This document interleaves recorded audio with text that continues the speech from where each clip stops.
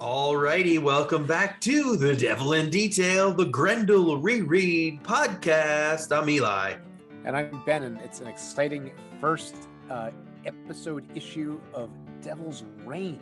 Devil's the Reign. Final arc in the Grendel ongoing series. It's all Orion Assante all the time. I'm so excited. It's only 6 more issues till we're completely done the Kamiko run. That's freaking insane, Ben. That's only 6. Only 6. It ends at 40. We're at 34. I'd never read this book before. Yeah. And when I finished the first issue, I said, I have to keep reading. So let's not get too ahead of ourselves. Eli, how was your week? What's up? It was really good. Oh, it was fun. I got a lot of things like Wizard 2. You can pre-order it now at cosmiclionproductions.com. It's selling great. I'm super excited. Hopefully going to print next week. Like however many I ordered, I think I'll end up doing, like it might end up only being $250 for the first run. And then like after kind of the hubbub goes, I might do a second print. We'll see. It's so big, so it's pretty expensive to print too many. So we'll see what happens. It's 420 pages. It's humongous. It's like one of the biggest book that will sit on any shelf. That's absolutely right. So I might just do a 250 print run like I did the first time and then do a second one when interest comes. However, so there's that. We also had our Ringside Thology, which is the monthly Zoom-zine with the Cartoonist Kayfabe Ringside Seats crew. I did this piece this week we were honoring Hulk Grand Design and Jim Rugg's new book.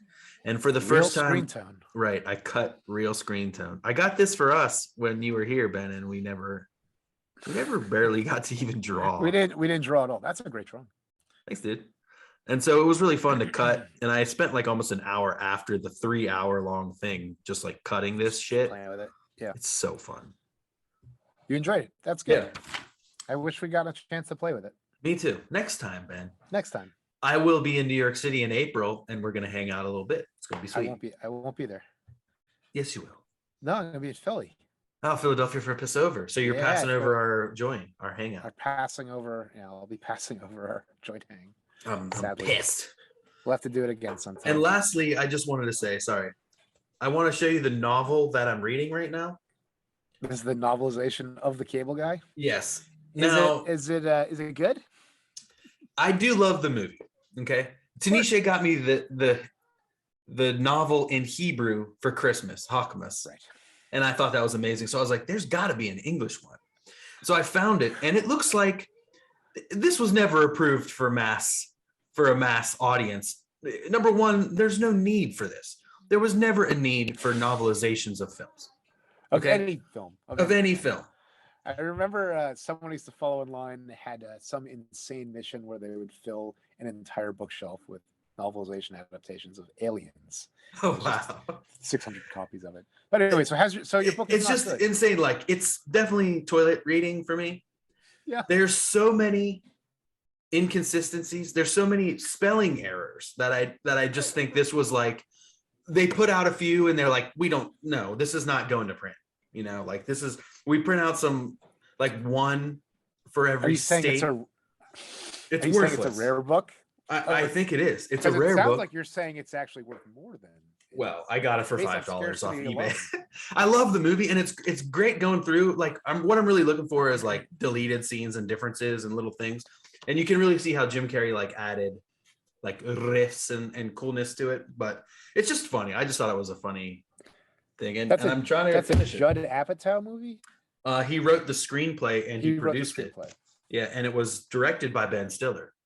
Right. Stiller's first film. Mm-hmm. There you go. Yeah, there you go. So if you guys haven't watched The Cable Guy in a while, get another view. It's actually a good. You can movie. Remember the 90s. You can. I saw that movie like 4 or 5 times in the theaters. I loved it from the moment I saw it. I would bring different groups of friends. I loved it. Anyway, Cabla, Goobla, check it out again. What you been up to, Benny? Every day something different. Some days I'm teaching, drawing, writing, animating, doing the other thing. We're about to wrap up the lettering, the whole thing on Arcane number 3. We haven't done that in a while, so that's right. Arcane number 3 is about to come out, and I dusted off some old content. I have a partial script, bunch of layouts, and even some pencil pages for a story that I pitched to someone as like what was it? The Burger Cool King World, Kids Club Cool World yeah. meets the Burger King Kids Club. And it's really more like I don't know, all kinds of that. Anyway, it's got many log lines. It's weird. I'm interested. But I'm excited to Grendel. I just want to talk about Grendel. All right, cool. Let's go to the theme and let's get on out of here.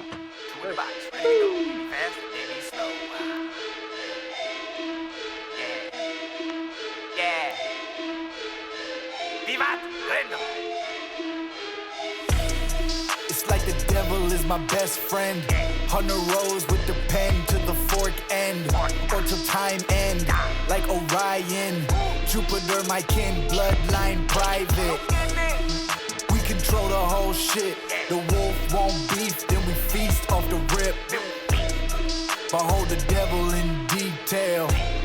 Behold the devil in detail.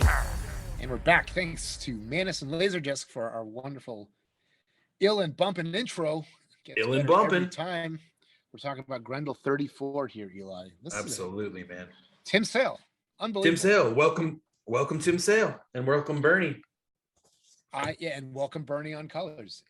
So I had, like I was saying, I'd never read this story before, and as soon as I really committed to reading it, because it's super dense, I was like, this is not only really good, this is an incredible like end cap to the ongoing series. Yeah, it really it's is. An incredible like cyclical thing to Hunter Rose. There's so many little like just nods to Hunter Rose that are like tucked into the art or like little details in the story. And so it really the sense of the nature of the Grendel urge as a component of existence that kind of always that pushes you to like way. Take and overcome and become like a leader almost even too. It's like when you're really in a better way because Hunter Rose is just a psychopath, you know.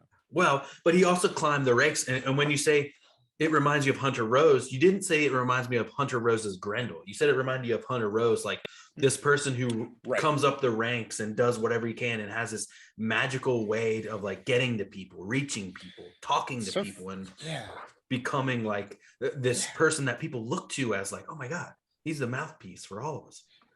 It like takes a different lens on Hunter Rose that really like Hunter Rose takes place very compressed in like 4 years. And this is like the next 70 years. Yes.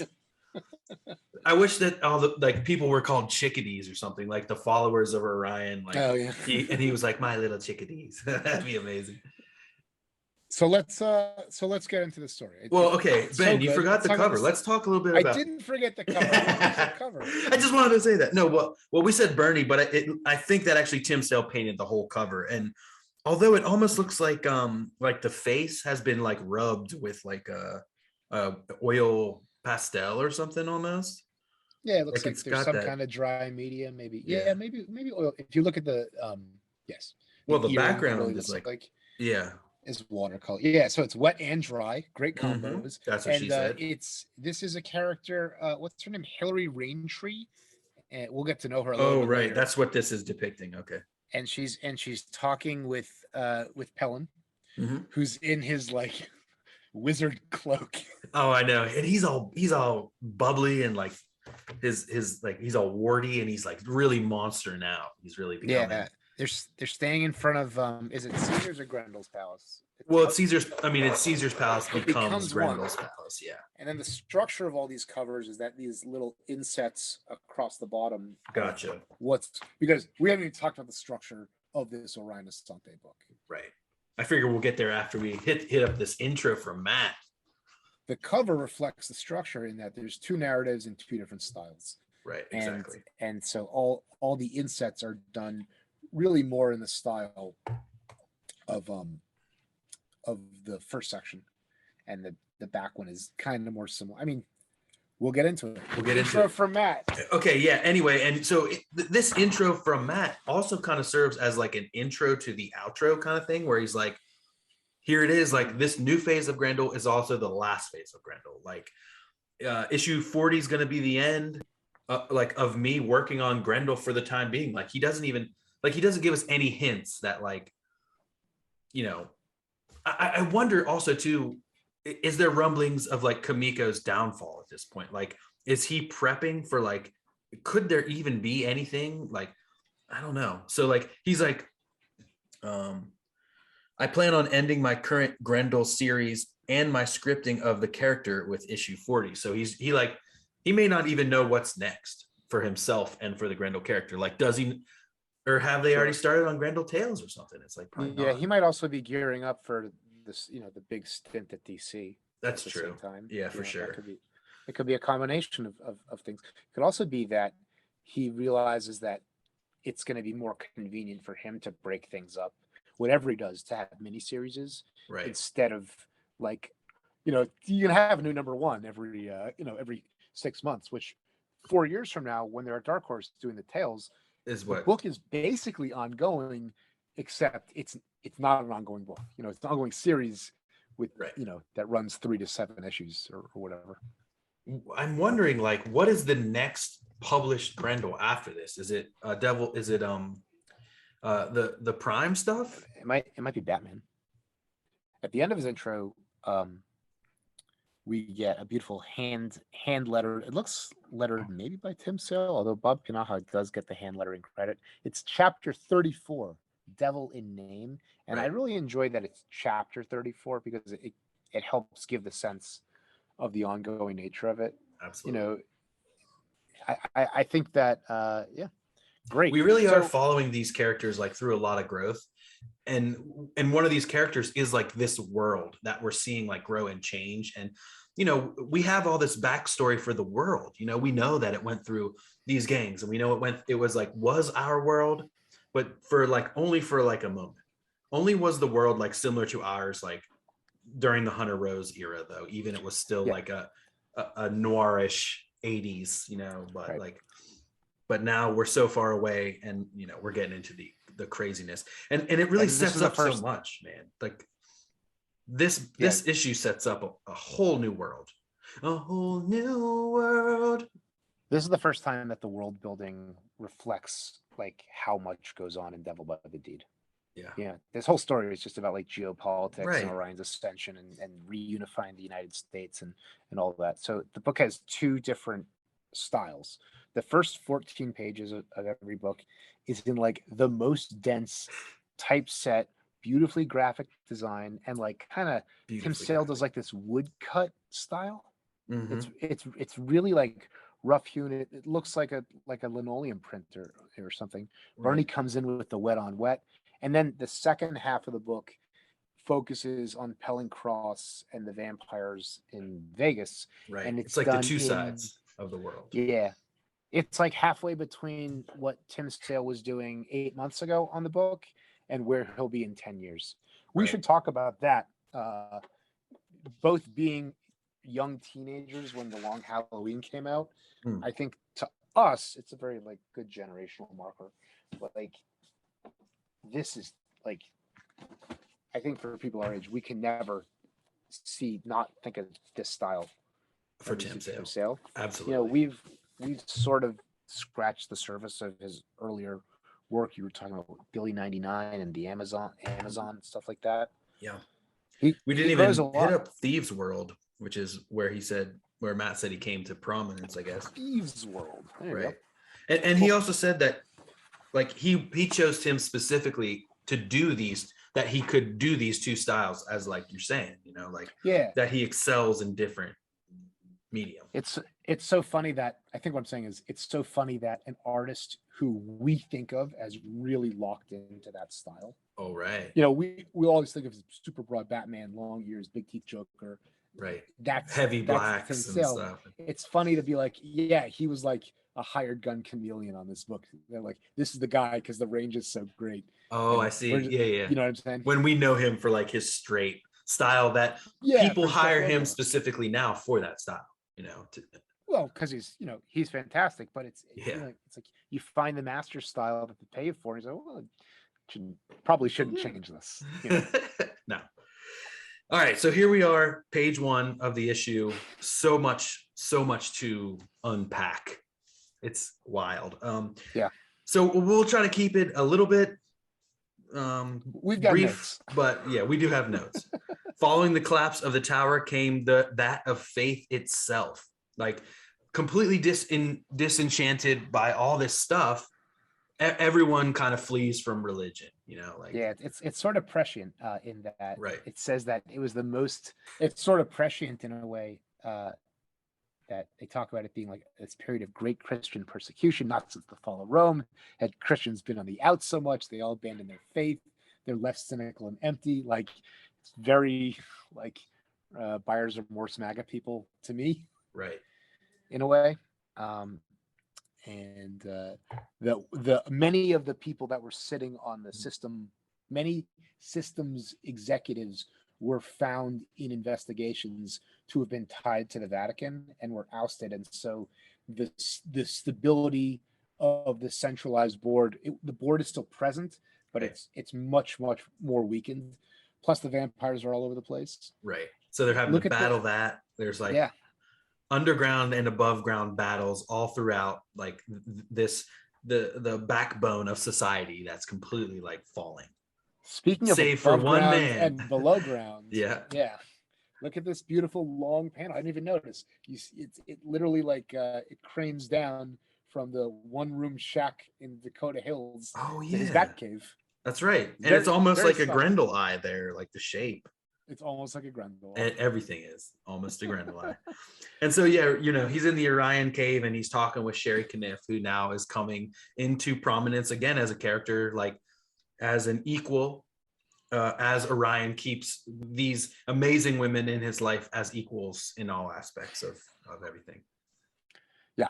Imagine that. No, really well done. Love it. So, let's move on. Let's move it. That's the beginning. Sherry Kniff is still in the picture. They're both brokering a hell of a lot of geopolitical power, and she still has her position at Basic. Yeah. And it seems like his position at Basic is sort of like in transit. It's in flux right now. Right.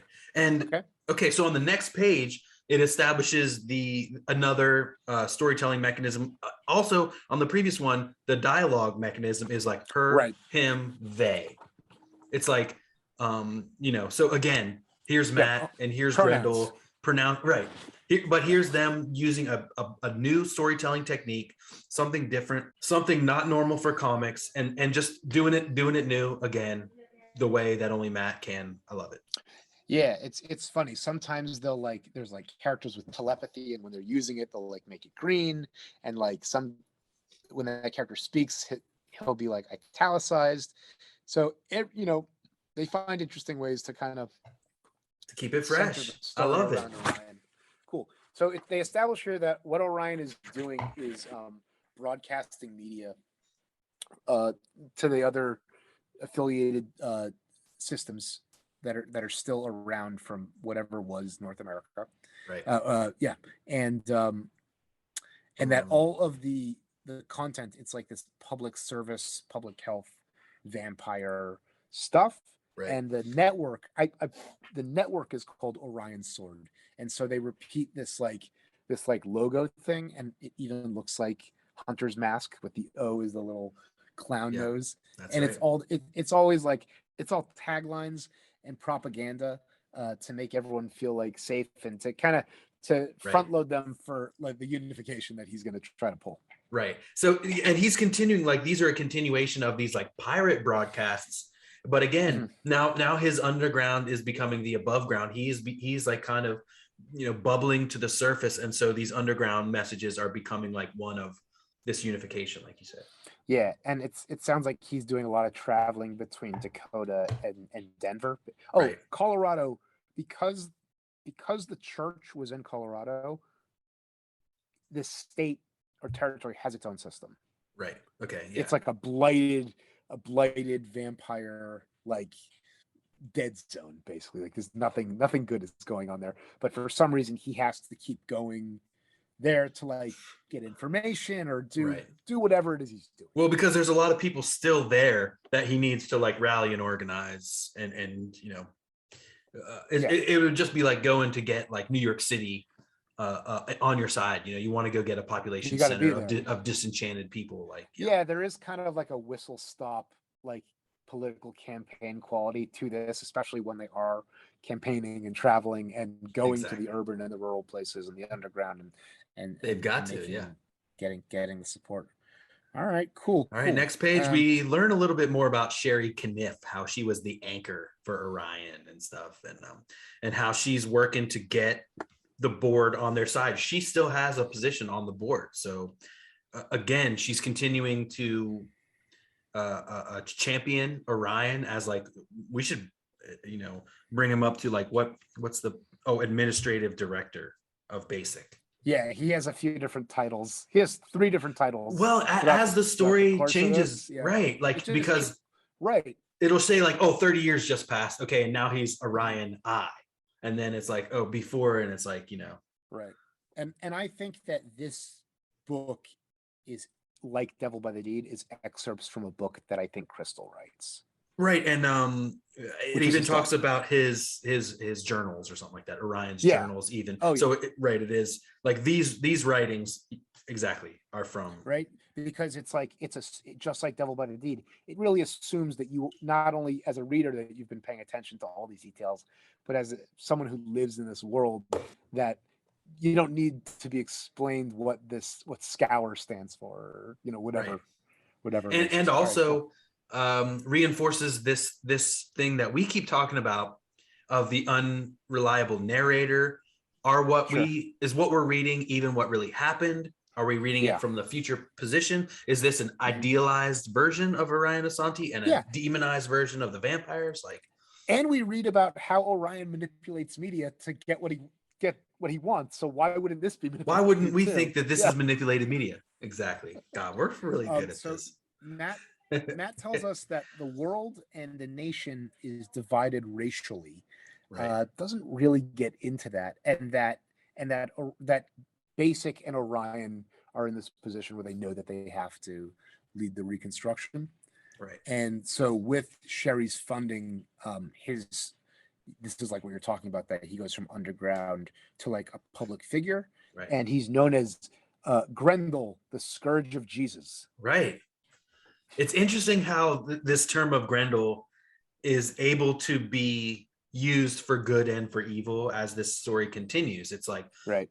We brought down Jesus and I am now Grendel, but then later the vampires are also using the term like we are, it's a drug, it's the army. It's just everyone's using it. Right. Yeah, it's crazy. They all want access to the power. Is there a term in our world that's as, usable, duplicitous as like, I don't ubiquitous? I know not. And the other thing they say, it's funny. So it's almost like he's sort of absorbing credit for Epi's efforts, which is something that we've talked about. Cool. Because I wonder if it was even outed. I mean, they probably weren't like Grendel caught. It was this crazy dude, Epi Thatcher. It could even be still thought that like Orion was working with that Grendel. That Grendel was him. Death was faked or whatever. So yeah. So at the bottom of 3, we were back at the central board meeting, and this is, what would you say? They allow him to become. They elect him to Basic's administrative director, and his sword network. The Orion sword merges with Basic. It's now bolstered by their funding, and Basic's thousands network of media jobs. That's right. So and because Basic controls the TV for like all the other areas that maybe weren't getting these Orion sword broadcasts. So now Orion sword is sent out to every single network affiliate in the entire world. Yeah, and so when it talks about like people are pumped because of like the economic boom that it creates for all these people, like they're not just making these like newscaster behind the desk like be careful of vampires. They're making all kinds of media that we never get to see, just like Omnicore did or whoever else. Are we getting like 2020, or are we getting like real stories of Epi Thatcher? Are we getting like maybe they are sensationalizing this character and being like, here's the 10-part series about the rise and fall of Epi Thatcher, and shit like that, History Channel shit. But they're also making they say game shows and sitcoms. Oh, right.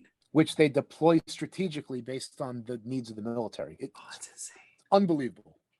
I love it. This book is, this is the sleeper, because the barrier to entry is so so high. And the 'cause of world, all like the text. oh my God, exactly. And the And it world doesn't make building any is sense. unparalleled. You got to read 50 comic books before this one to know what You the hell's really going do. on. You really do. And That's what makes it great. or watch 80 episodes of The Devil in Detail. Episodes of TV show. No, you need to buy the watch book. our show. Buy the new trades so that Yeah, Matt gets the money. Buy the new trade. All right, so Next let's page. move on. We're continuing to work with Sherry, and Orion is elected to office of Basic's administrative director, and the Sword Network merges with Basic and creates all the media jobs like we already talked about. The next thing he needs is a military. That's right, to ward off this vampiric army that's starting to come in on its borders. In that sounds familiar too.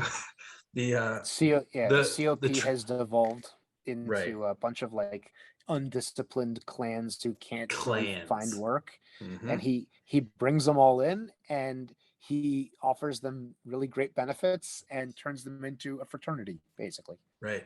Which will grow into all these clans, man, which plants the seeds for these clans that we're going to see, take shape in Grendel Tales, I feel like. Yeah, I don't know if you heard me say this last line of the page.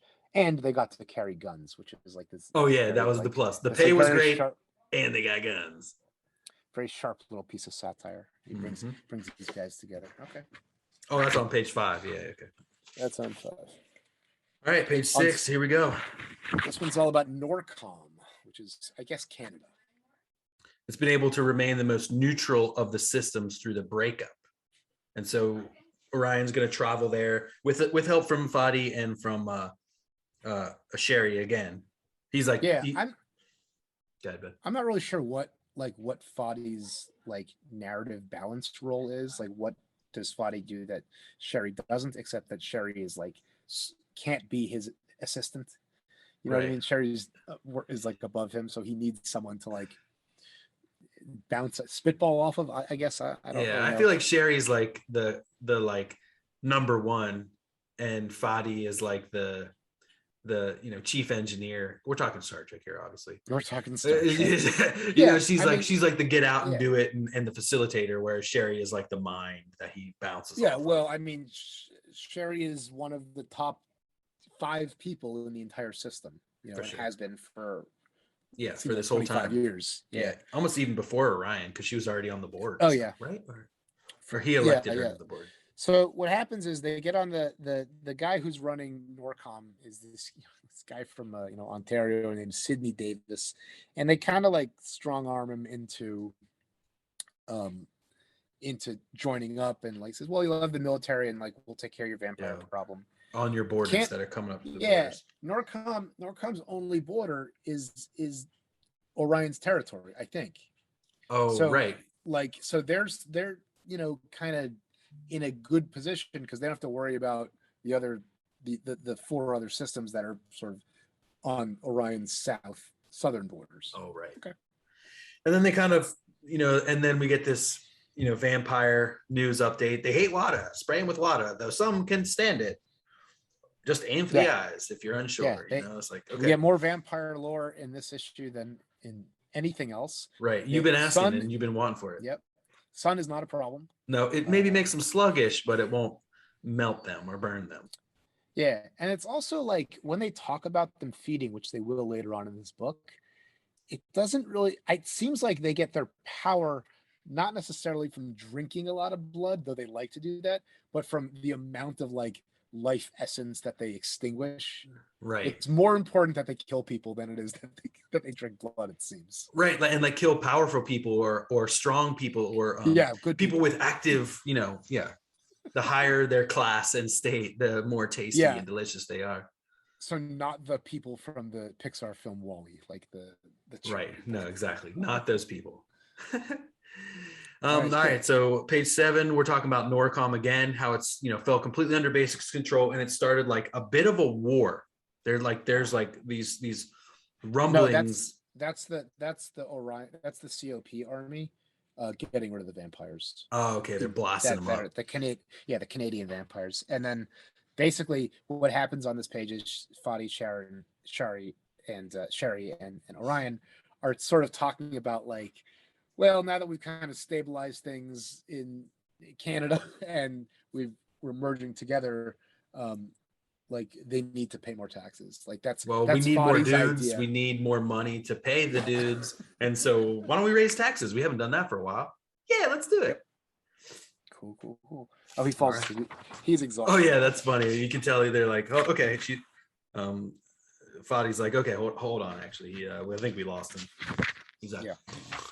I didn't get a ton out of this next page 8. It's about the reclamation of the Colorado territory that we just talked about, which is really it's almost like a symbolic win, or like we have to get everything and it's sort of a easy pickings because it's so blighted and awful. But doing that because they've got it's basic NORCOM and Colorado, and they become Tri-Systems Network. Right. And Orion gives this very funny, like I think they introduce Orion as he tells people to shoot them with like wooden pellets in the face. Right. Wooden pellets, silver bullets, like just continue to battle, and we're gonna win over these states. And Orion's sword is now brought to you by Tri-Systems. And they're like, okay, so we got 3 of the 6, the other 3. I don't know. Backing up a little bit. Yeah. I really like these 2 panels of like this restaurant. I like the development. I like what it looks like. It's really cool looking. Yeah, the shadows under the table is almost like the flying cars in a way. It's kind of cool. We haven't complimented Bernie once. There's so much story to unpack that we haven't talked about any of the artwork, but Bernie does this amazing like wet on wet thing. Joe Matt described it as him pushing around dirty watercolor. Yeah. It looks so good, Joe. Yeah. So I guess Joe must be doing Peep Show. He started like doing Peep Show now, and Bernie took over full coloring duties, I guess. Yeah, or what was that kitchen sink anthology? Snarf? Oh yeah, so he was still doing Peep Show stories for that, basically. All right, so the 3 they still got to get is Lazarus, Sweats, and Vegas. Yeah. Lazarus, we recognize. Yeah, that's L.A. They're the most volatile, and they were Roman in grandeur and corruption. Its leaders came and went almost overnight. So they should. Here's the thing: all the systems are all being very close to the vest about whether or not they want to join Orion, who takes it as a sign of weakness. So like, obviously, we'll get them. We just have to it'll happen in time. Sweats is the Southwest. I believe it's Mexico, or the Mexico in the desert areas.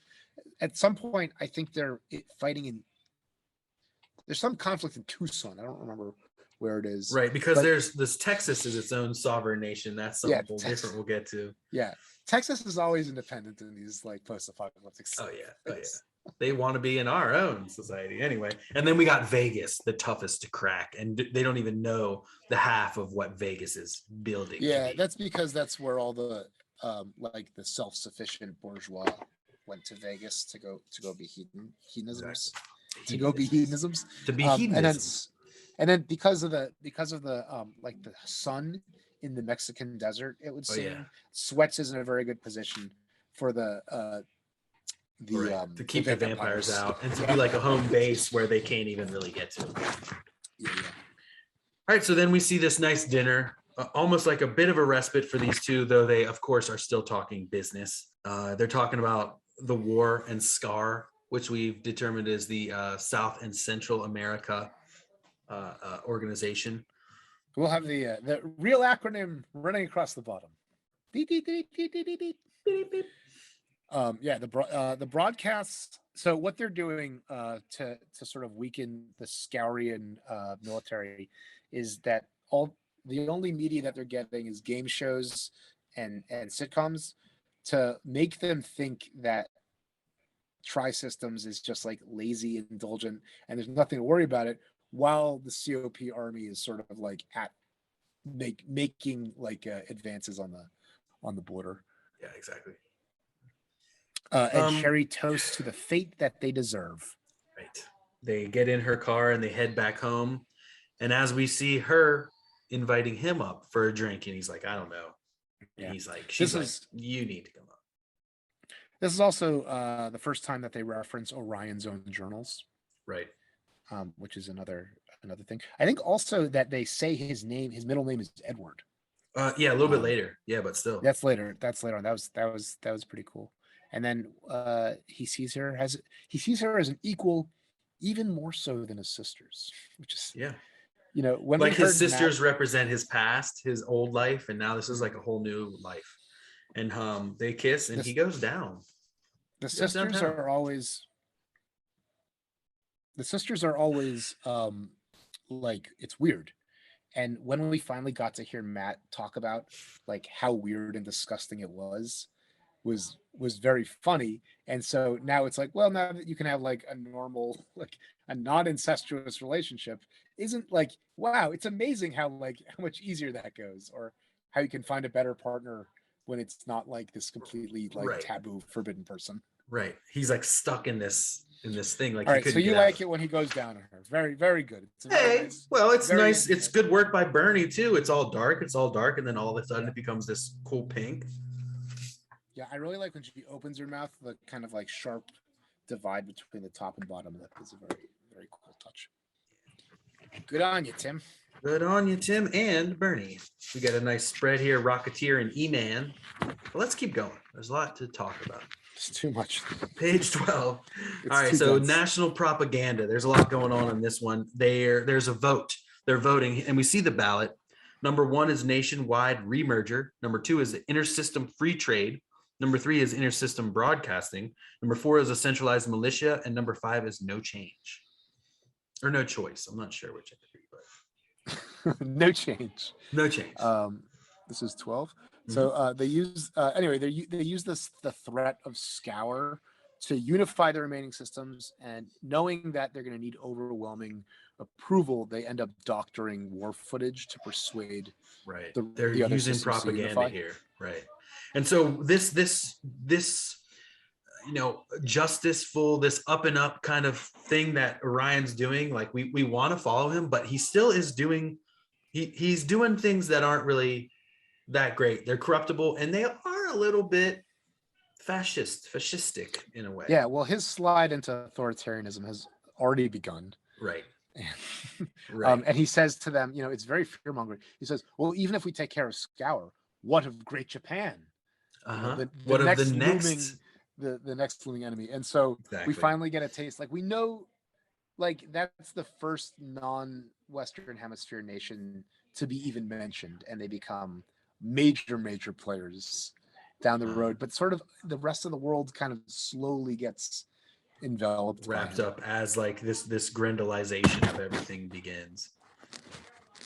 It worked. Oh, and the vote was a landslide. Yeah, the numbers are insane. But also, there's 47 million people vote in this election, which is yes. How there's 330 million today in non-apocalyptic 21st century America. Yeah. As opposed to double apocalyptic vampire-ridden 26th century America. Yeah. They say it's 2514 in this in this book. It says what? Oh, 2514. The date. 2514. Yeah. Which I think is only, that might be like 2 years after Epi. I think Epi is like 2512 or something like that. I can't. Or 2514. Anyway, not that much time has passed. Yeah. Anyway, Calmerica is born. So Orion. Calmerica, yeah. Yeah. Right, you got to remember that California was the only sustainable, wealthy place. Right. And so when America rebuilt itself, it was not like from the East Coast manifesting out. It was like the center of power. Well, because remember the East Coast became like a dirty, like it became this disgusting lower class, like wretched place. I think it was all radiated. Oh, that's right. From the blast in DC. Yeah. Right. Yeah. Mm-hmm. All right, cool. All right. So 13 or 14 now? This is 13 now. Right. Yeah. So, all right. Calmerica becomes a thing, and the 91st reports a bad skirmish in Baja. So like, though this war is like gaining, a lot of fuel, a lot's happening. These warring nations, Orion's title is Administrator General and Chairman of the Board. Right. This is where they name him Orion Edward Assante. That's right. As he becomes more and more of this huge figure, this big, like foreboding, like leader. The war lasts for 17 months, and there's a lot of battles, but very low casualties. I wasn't really sure why Matt was telling us that, and that Calmerica convinces Texas to help them fight the Scarians, and it seems like once that happens, the conflict, the combined might is like it's over. Yeah, for sure. It's wild. All right, cool. Next page is the last page of this section, as we're getting like a brief moment in America. Like by the beginning of 2516, Calmerica had accepted a conditional and lenient surrender from its neighbor to the south. So the war is kind of ending. Like they surrender, and this is Orion's area. They surrender, but not really like we surrender, type of thing. It was like kind of like they just like pulled out, right, in an effort to like, I don't know. I guess I was a little confused with that. Well, they pull out. They find the point here is that there's a moment of relaxation, right? But it doesn't last because it never lasts. Right. And then at the end, he finds out that Africa is amassing nukes. And he's got to go deal with that. And that's it. Immediately protecting you, protecting us. Yeah, it's this is good. It's tough. There's so much going on. I'm sure we got to take notes on this. We really got it. Yeah, we do. And I'll Jesus, it's just crazy. We need like good. I think that one of the cool things is that it's structured so tightly that every page is like a complete narrative thought. Right. And it's easier to take notes. You can be like, okay, what happened on this page? You can break most pages down into one or two sentences. Right. Okay, let's have some fun. Let's Tales from the Underground. Viva Las Vegas. All right, so here we are in Vegas, Cesars Palace, and we're starting to see that like Las Vegas is kind of like this dark and dingy, dangerous place. Yeah, we transitioned from the woodcut typeset style to Tim Sale being cut loose and doing what he does. He and Bernie make a fantastic adventure comic here. The narration is from Zebra Harriman in orange. Right. And again, these like normal people, these like just normal everyday, street people have this different way of talking. They talk kind of like in rhyme. They repeat these like little sayings, for shame, so it would go to say that like as you get farther in the future, these little things change, the way people talk change, slang change, street language changes. And then he continues with that kind of stuff. But man, do we see Zebra as savage here in like panel 3, I guess, on 16. You were talking here about how the quality of the person that you kill, of the blood, depends on their health and status and their own Grendel essence. And so getting these street people who are starving and you can't get nothing from nothing. The blood's too thin. Right. Exactly. So he shoots them. He shoots their spray cans because that's like the fire. That's what they say. Aerosol sales had gone up, they said earlier. And so that's like they fight against about vampires that way. And then on the next page, he's just like, you little fucks. And they're like, oh God, run. So he shot the aerosol cans and they explode. He just shoots the cans. Yeah. Right. Because he still wants them. They still got to feed on something. And he goes after him. He gets to and throws him down at Pellon Cross's savage feet. Yeah. It's funny that there's this like vampire character, but he uses a gun. So he brings there's still cops, Yeah, okay, yeah. Okay. Silverback. Yep, Silverback's coming. I didn't read the Kamiko hype page much. All right, so they continue on here at Cesars Palace, where they're like, all right, so this is like, we've got this plan. And they introduce this girl. What's her name? You say Hillary Ringtree. Hillary Ringtree. She was a hemophiliac before the change, and so she's able to still bleed. Because one of the things they say about vampires is they can't bleed. And so at the casinos, they do this test. It's like a bleed test. It's like checking your vaccination card at the door. And so they give them a little prick on the finger, and if they bleed, they're good to go. And because she was a hemophiliac before, she's able to pass this test. Hemophilia is when you get cut and you don't clot. Is that Yeah, exactly. Okay. You bleed. All right. Yeah. So okay, so that's another rule. All right. And also, okay, now there's this. I was complaining to you about this earlier, and it's that the plan is because she bleeds, she'll be able to pass the pinprick test. Right. But in order for her to get near enough to the casino, she's going to transform into her animal totem, which is a worm. Right. And then she's going to find a sack full of clothes in a gutter that another animal totem, who is a dog, delivered there for her. Then she'll get in line for the finger prick test, and then she'll get in. So I think we were talking about this, and we decided that the reason for all this is so they can talk about the animal totems for the first time. Right, kind of introduce that thing, like how you said Tajiro was able to change into a cat, and how we always see them, they turn into bats, like. Right, but I'm not sure what the barrier is, like why any of them have to turn into animals for plot reasons. Yeah. Instead of world building ones. So there's another gate somewhere that is an even tougher test that we don't know about.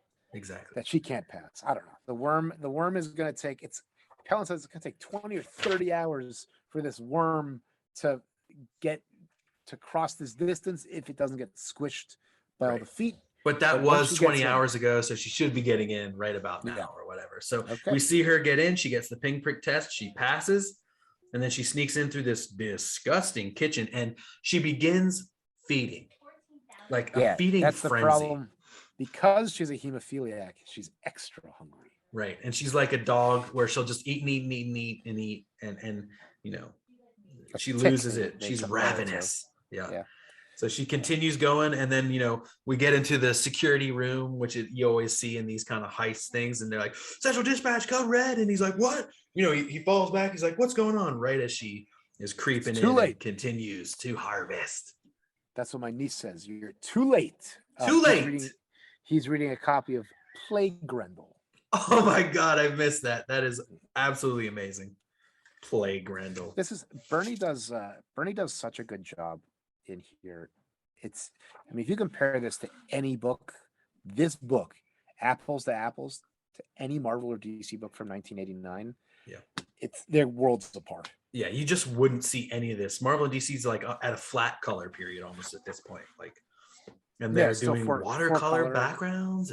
It's just like from the layouts to the lettering to the pace of the story to the amount of directorial oomph that goes into it. Absolutely. But speaking of which, the next spread is the whole team coming together quite well. Oh my God. Just absolutely insane. Huge, blood splatter. Oh my gosh. You guys can see it here. Yeah, she just really goes crazy. And you know what casinos are like? It's cool that they use the red on red here. It works, it works. If you did a white, it would pop too much for how everything is covered in blood and red. Well, the white of the fangs pops. The white of the fangs in the eyes is really nice. Bernie comes through here with so much dimension. It really looks like, in Terry Gilliam, the beginning of Fear and Loathing Las Vegas.